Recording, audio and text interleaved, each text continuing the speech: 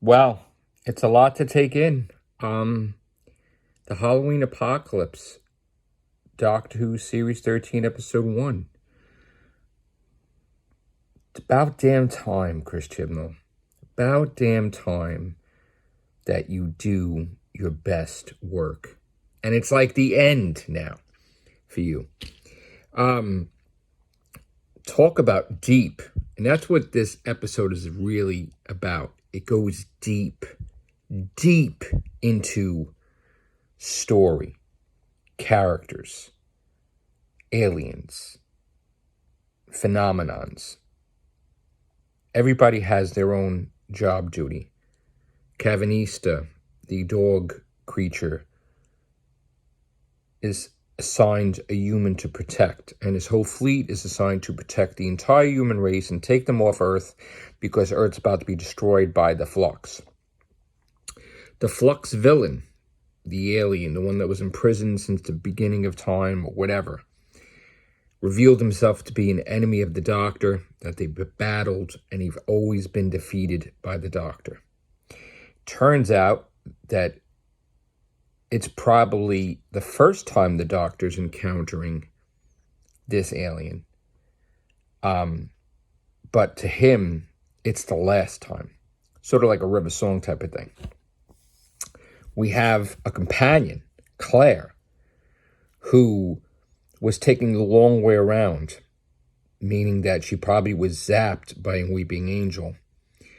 And it turns out she gets zapped, I guess, again by a weeping angel. She's very interesting. Then we find out that the alien threat has a sister that's been cloaked on Earth, and she's awakened by him. This alien absorbs people, their life force, killed a few people, and now the flux, which is what he's causing, is destroying, actually erasing planets and fabrics of the universe, galaxies, erasing, not destroying, I guess, erasing. Reminds me sort of what happened in Time of Angels when they touched the crack and they were erased, just like Rory was erased, remember?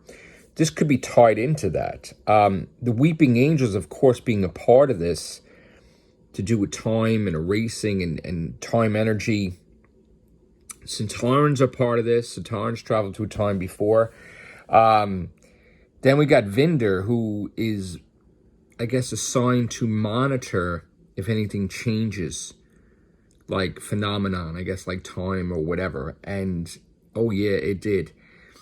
The Doctor chasing after Cavanista, the dog creature, because he was part of the Division, which was the organization that was connected to the Timeless Child thing. Very, very deep episode. Dan Lewis, who is very, very smart, smarter than people think. Like, the stuff that Cavanista was trying to use on him did not work for some reason. He tried to mind control him, like the Force or something like that. It's a lot to take in. The graphics, the CGI, everything is enhanced. The music's enhanced. The Doctor is, like, just has no idea what's happening. No clue. The TARDIS dimensions are changing in a paradox of the doors appearing in different sizes, different shapes, different areas. The TARDIS itself is changing. The TARDIS is bleeding. The whole cohesion of the TARDIS is transforming into unrecognizable thing. It could be that the TARDIS is becoming a paradox or something because, you know, things are chaotic and out of control, which is probably related to what the Flux is. All about paradoxes and, you know, time getting, like, erased, or, like, is the Flux trying to create a universe by erasing a universe. And is that universe the universe that we saw with the Gallifrey and the other Doctor and all that other stuff? Stuff was rewritten. Again, this is from first viewing, but it's very, very deep and very Doctor Who. It's stuff that you talk about, that you speculate, that you dissect, that you do many a podcast on, and it's something that really piqued my interest. I was quite taken aback by the sheer dynamic and overall wide range of different things happening in the episode. I mean, he threw many different things at us, and we have no idea how this puzzle fits, but it's got us talking, and the episode's a success. The episode is great. The episode is what it should have been in Series 11 and Series 12, and now we're getting it. It's like he finally found his footing, Chris Chibnall, and it sucks because it's like too little too late, but, you know, this has the potential to be the best damn season ever. I mean, we got companions we never heard of. We got alien races we never heard of. We got threats we never heard of. We got stuff happening to time that's never happened before. This is just, like, how this all fits in is just some big, huge thing we have to figure out.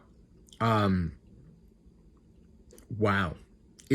I was, you know what? I like this episode a lot. This episode definitely is the better ones of what we've seen before. It's actually the best probably one.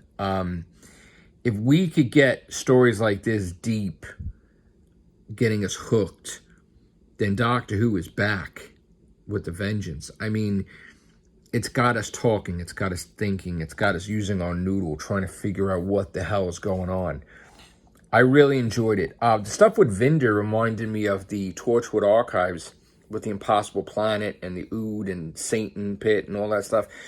There's a lot of stuff in here that I don't know what it's tied to or how it's connected, but it's like, the thing I could say about this episode, it's deep. It's real deep. It goes real deep. And I enjoyed it a lot on first viewing. Excellent. I'm not going to give a rating, but I'm going to tell you, it just opens your mind to what the hell is going on.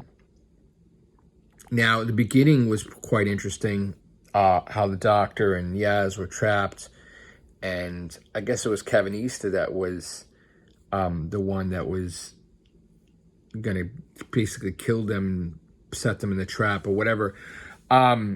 It's interesting that, you know, they're friends, the Doctor and Yaz. There is no romance at all. And I think it's funny how a lot of Whovians got it wrong or wanted that to happen when Yaz is not even gay and she's straight. And, you know, in the comics, maybe they made her, you know, bisexual or whatever, but she's a friend and they're not anything else.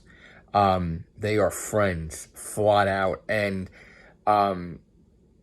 it's amazing how people see what they want to see and they want things to be the way they want it to be. And it's not.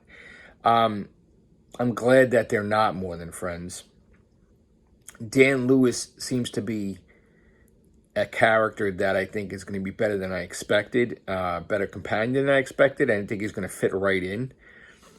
And then you got all these things about Russell T Davies taking over. Will they remain? Dan Lewis and Yaz? It's very interesting stuff. The Doctor, though, she doesn't have a grasp of what is going on. Like, it's almost as if she's in a universe that she don't belong to, right? Like, she doesn't know how things work. She doesn't know how, like, all these different organizations, these different things. Like, she never heard of these things. She's like, how could I not know this? How could I not know that? It seems like by luck that she's going through the motions. And it's not through skill. It's luck. But I love it. It's excellent. So we'll find out what happens. I hope you enjoyed this long review of the Halloween Apocalypse. Take care. Bye for now.